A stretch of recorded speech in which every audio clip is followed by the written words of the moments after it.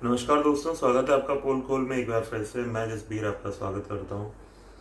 दोस्तों, आज मैं बात करने वाला हूं एक और पड़ोसी मुल्क के बारे में। जी नहीं, ये इस बार मैं पाकिस्तान के बारे में बात नहीं करूंगा और इस बार ना मैं आपके साथ कोई वीडियो शेयर करूंगा। मैं सिर्फ कुछ समय आपका लूंगा और कुछ तथ्य आपके सामने रखूंगा। आप सुनिएगा, सोचिएगा, समझिएगा। दोस्तों, इस बार मैं बात कर रहा हूँ नेपाल की। ये आप भी जानते हैं, मैं भी जानता हूँ कि आज के टाइम में अगर भारत की घेराबंदी कोई कर रहा है तो नेपाल है, जो चीन और पाकिस्तान के बहकावे में आ रखा है। नेपाल ये भूल चुका है कि हम वही हैं जिसने उसकी भूकंप के समय पे सबसे ज़्यादा मदद की थी। नहीं दोस्तों, यहाँ पे दोष नेपाल की जनता का नहीं है। मैं यहाँ बात कर रहा हूँ नेपाल की कम्युनिस्ट पार्टी का। और कम्युनिस्ट पार्टी का भी मैं इतना नहीं कहूँगा क्योंकि वहाँ पे हर तरीके के लोग हैं। दोस्तों, ऐसा क्या हुआ कि ओली जी उस समय एक्टिव हो गए जब भारत ऑलरेडी दो फ्रंट पर घिरा हुआ था। दोस्तों, हमें कोई फर्क नहीं पड़ता। भारत इतना बड़ा सक्षम देश है, वो अपना गुजारा कर लेगा। नेपाल से हमें सिर्फ और सिर्फ एक चीज़ की जो उम्मीद रखते हैं वो है भाईचारा, क्योंकि ऑलरेडी हमारा जो पड़ोस है वो ख़राब है। हमारे एक तरफ पाकिस्तान है, दूसरी तरफ चाइना। नेपाल छोटा देश है, आकार के हिसाब से नहीं कहूँगा, उनकी जनसंख्या के हिसाब से और उनके बिजनेसेस के हिसाब से, उनकी ग्रोथ के हिसाब से। लेकिन नेपाली हमारे भाई हैं, हम भी उनके साथ वैसा ही भाईचारा रखते हैं जैसा वो हमारे साथ है। मेरे यहाँ पे आसपास बहुत सारे नेपाली भाई लोग रहते हैं और मैं उनके साथ में, यकीन मानिए, भाइयों जैसा प्यार है। लेकिन सिर्फ और सिर्फ एक बंदे की वजह से जो प्यार है वो खटाई में पड़ चुका है। वो कहते हैं ना कि एक बाप होता है जो दो दोस्तों को मतलब रोक मिलने से रोकता है, तो ये वो बाप बनने की कोशिश कर रहा है चाइना। दोस्तों, अगर आप समझने की कोशिश करेंगे, आप पिछले घटनाक्रम को देखेंगे, तो चाइना की एंट्री के बाद से, चाइना जब भारत आया था उसके बाद वो नेपाल आया, वहाँ से नेपाल ने सुर बदलने शुरू कर दिए। नेपाल ने अभी 2 रेलवे लाइन ओपन कर ली हैं। पार्लियामेंट के जो लोग हैं वो कम्युनिस्ट पार्टी से सरकार चलाने के निर्देश लेते हैं। पिछले कुछ टाइम से नेपाल ने नक्शा बदल लिया, बॉर्डर पे पोस्ट बना लिए।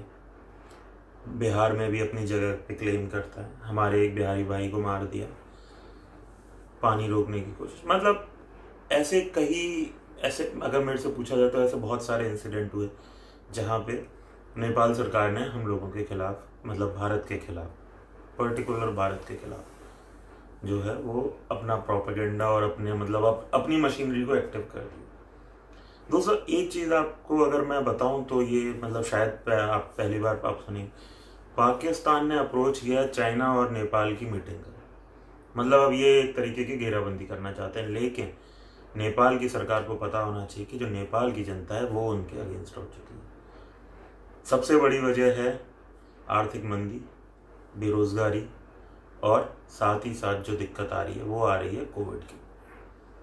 दोस्तों, वो इल्ज़ाम लगाते हैं कि भारत से कोरोना आ रहा है। भैया, सबको पता है कि कोरोना की जड़ कहाँ से है। कोरोना की जड़ ओली के पिताजी के यहाँ से आती है, उसकी वजह से हम सब परेशान हैं।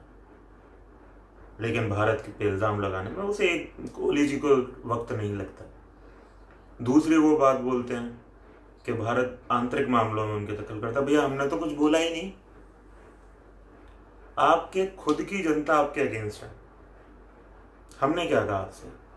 किसी भी मंत्रालय ने, कि मोदी जी ने स्पेसिफिकली आपका नाम तक नहीं लिया है, ओली जी, फिर भी आप उनके अगेंस्ट बोलते हैं। चलिए, कोई बात नहीं, आप जैसा करेंगे। हमारे यहाँ पे कहावत है, जैसी करनी वैसी भरनी, और वो मेरे हिसाब से शुरू भी हो गई। पिछले 2-3 दिन का घटनाक्रम ये है दोस्तों कि नेपाल की सरकार गिरने के कगार पे है। बट यहाँ पे ओली जी कम्युनिस्ट पार्टी यानी कि अपने पिताजी चाइना से एक तरीके का ज्ञान ले रहे हैं, और जो मिली जुली सरकार प्रचंड जी के साथ चल रही थी उनकी, वो पार्टी को तोड़ के एक नई पार्टी बनाना चाहते हैं और वो कांग्रेस के साथ, जो कि वहाँ की कांग्रेस है, उसके साथ में संगठन करना चाहते हैं, और जिससे उनकी जो कुर्सी है, सत्ता है, वो बनी रहे। प्रदर्शन हो रहे हैं, सरकारें अगेंस्ट हैं। ये भी नज़र आ रहा है कि 27 बड़ी ताकतें भारत के साथ खड़ी हैं, लेकिन तब भी उन्हें ये नहीं दिखा। वो कम्युनिस्ट प्रेम में डूबे हुए हैं। कायदे में देखा था, उन्हें सिर्फ नज़र आ रहा है कम्युनिस्ट प्रेम। पर क्यों? शायद पैसा। दोस्तों, उनकी सरकार बहुत जल्द गिरने वाली है। अगर वो बचा पाते हैं तो बचा लेंगे, क्योंकि वो अमेंडमेंट लाना चाहते हैं, वो कानून बदलना चाहते हैं। कानून बदलने के लिए 40% जो सदस्य हैं वो एक पार्टी में होंगे तो दल विभाजन हो सकता है। लेकिन वो ला रहे हैं कि अगर 30% भी एक पार्टी में है, मतलब उनके पक्ष में है, तो वो दल विभाजित कर सकते हैं। वो देखिए क्या होता है, वो तो आगे आने वाले वक्त में पता चलेगा। लेकिन जहाँ तक मुझे उम्मीद है कि ये नहीं हो पाएगा और इनकी सरकार जो है वो गिर जाएगी। लेकिन मैं उम्मीद करता हूँ कि सरकार गिरे या ना गिरे, उन्हें मतलब इतनी समझ जरूर आनी चाहिए कि वो देश जो आपसे सांस्कृतिक रूप से जुड़ा हुआ है, वो देश जो आपके साथ खड़ा रहा, आप उस देश को आंख दिखा रहे हैं। याद रखिए, चाइना तो अपना काम करेगा। चाइना की पॉलिसी सबको पता है, दुनिया जानती है चाइना की पॉलिसी। श्रीलंका जानता है, मालदीव जानता है, साउथ अफ्रीका के देश जानते हैं। आप उनसे पूछिए चाइना की पॉलिसी। तो जाल उसने बनाया, उसमें आप नए फंसे हैं। पर कोई नहीं, आप समझेंगे। लेकिन मैं यही कहूँगा कि तब मत समझिएगा जब बहुत देर हो जाए। सरकार तो सरकार, देश आपसे दूर चले जाएं, लोग आपसे दूर चले जाएं। आपने रेडियो स्टेशन सेटअप किया उत्तराखंड के पास में, और वहाँ से आप सरकार के खिलाफ, भारतीय सरकार के खिलाफ प्रोपेगेंडा फैलाते हैं। क्यों कर रहे हैं आप? जब देख रहे हैं कि अगला कोई आपसे कुछ कह नहीं रहा है, तो इसका मतलब ये थोड़ी ना क्या दूसरे की खिड़की पे पत्थर फेंकते रहेंगे। अरे आपने एक कांच तोड़ा, 2 कांच तोड़े, अब सब घर थोड़ी ना तोड़ने की इजाजत दे दी है आपको। मैं आखिर में बस इतना ही कहूँगा कि आप थोड़े समझिए, समझदार हैं। नेपाल की जनता भी समझदार है।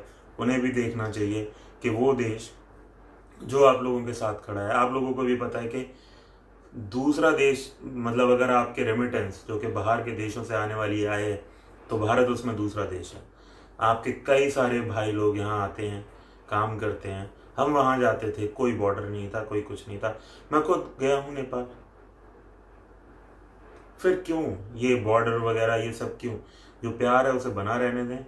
ओली जी, आपसे यही उम्मीद करता हूँ कि आप सुधरेंगे। नहीं सुधरेंगे तो जनता आपको सुधारे।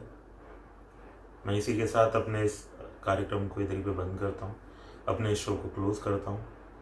और आप लोगों से, सभी दर्शकों से, अपने सभी दोस्तों से मैं उम्मीद करता हूँ कि इस मैसेज को आगे तक पहुँचाएंगे, शेयर करेंगे और हमारे चैनल को सपोर्ट करेंगे। धन्यवाद। जय हिंद,